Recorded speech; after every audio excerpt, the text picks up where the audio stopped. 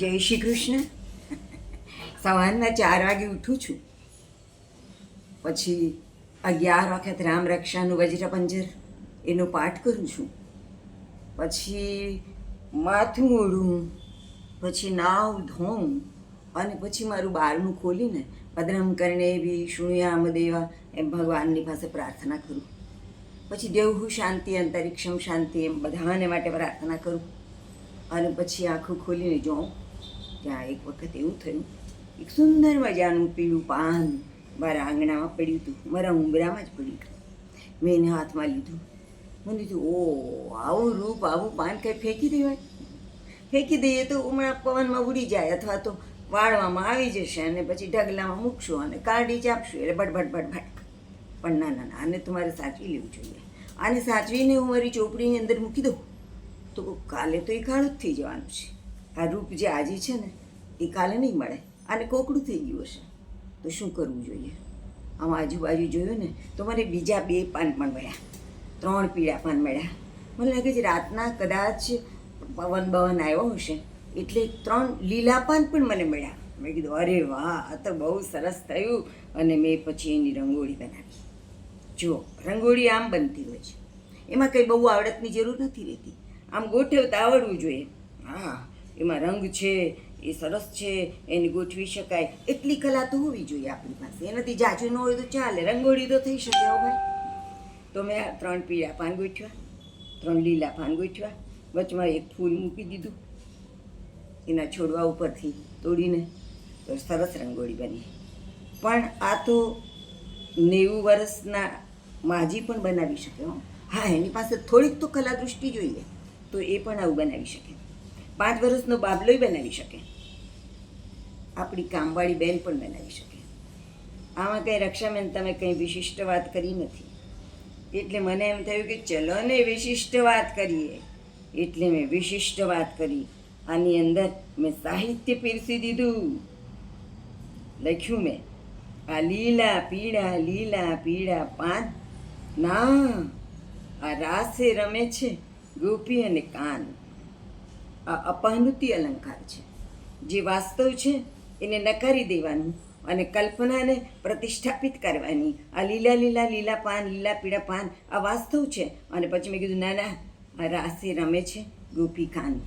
હવે આ પાન ન રહ્યું, આ પીળું છે એ બધી ગોપી થઈ ગઈ અને આ લીલું છે એ બધું કાન થઈ ગયું. હવે પાન રહ્યું જ નહીં. મારી આંખમાં ગોપી અને કાન અંજાઈ ગયા છે. જોયું તમે? પાનમાંથી ચિત્રો કેવી રીતે બને છે એ હું તમને દેખાડી રહી છું ગ્રેજ્યુઅલી. પહેલાં ગોઠવ્યા, રંગોળી બની. હવે આ ચિત્ર બન્યું અને ચિત્રમાં સાહિત્યનો પ્રાણ પુરાઈ ગયો.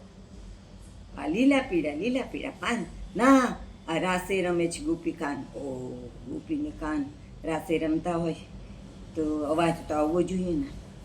હવે આ પાન ન રહેવા જોઈએ ને, ગોપી થઈ જવી જોઈએ ને.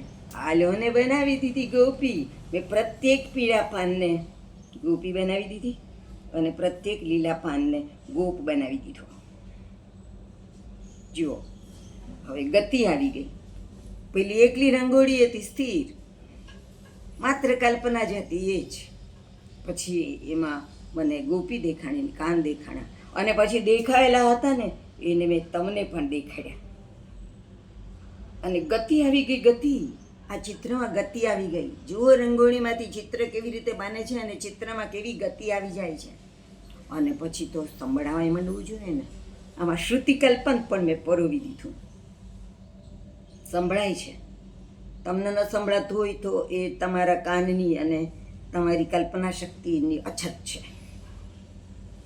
મને તો સંભળાય છે. જો તમને સંભળાશે, રૂમ ઝૂમ જમનાજીને કાંઠે રે. હવે તો મને જમનાનો કાંઠો દેખાવા માંડ્યો. હવે અહીંયા મારું ટેબલ નથી, જમનાજીનો કાંઠો છે. રાસ જગ્યો છે અદ્ભુત શરદ પૂનમની રાતે રે. હવે આ શરદ પૂનમ છે, બધું જ બદલાઈ ગયું અને આપણે પણ રમવા માંડ્યા. રૂમ જમનાજીને કાંઠે રે. રાસ જગ્યો છે અદ્ભુત રાસ જગ્યો છે અદ્ભુત શરદ પૂનમની રાતે રે. મને તો આમાં કૃષ્ણય દેખાવા માંડ્યા. જુઓ તમે ચિત્ર કેવી રીતે બને છે. આ દાંડિયાઓ પણ દેખાવા માંડ્યા. અને બરોબરનો જમનાજીનો કાંઠો રૂમઝુમ રૂમઝુમ રૂમઝુમ રૂમઝુમથી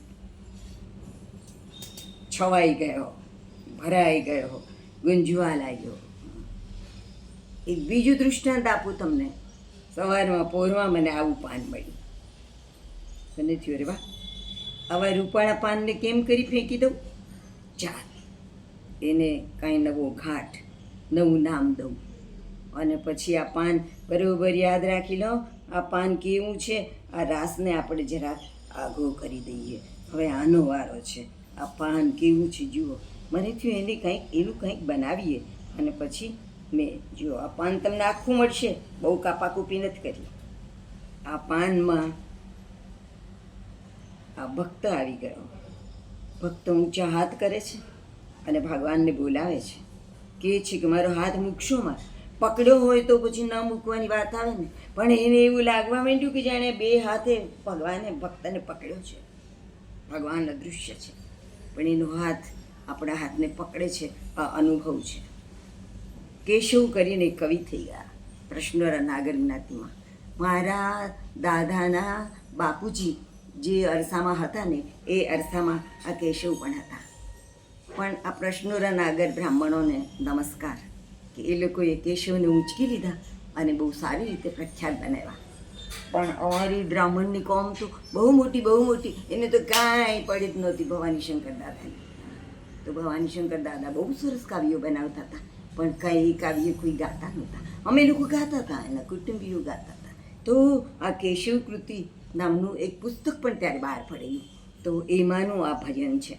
જો હવે આ પાંદડું તમને આખું આમાં કંઈ મળી આવશે. દીનાનાથ દયાળ નટવર હાથ મારો મૂકશો માં. દીનાનાથ દયાળ.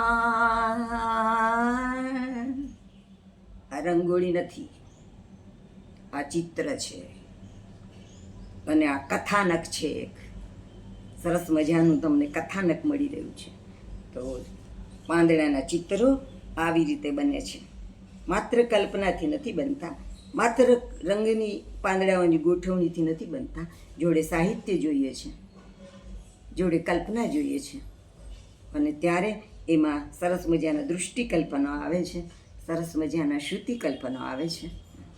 અને આપણે પણ એક કલ્પનમય થઈ જઈએ છીએ. જય શ્રી કૃષ્ણ.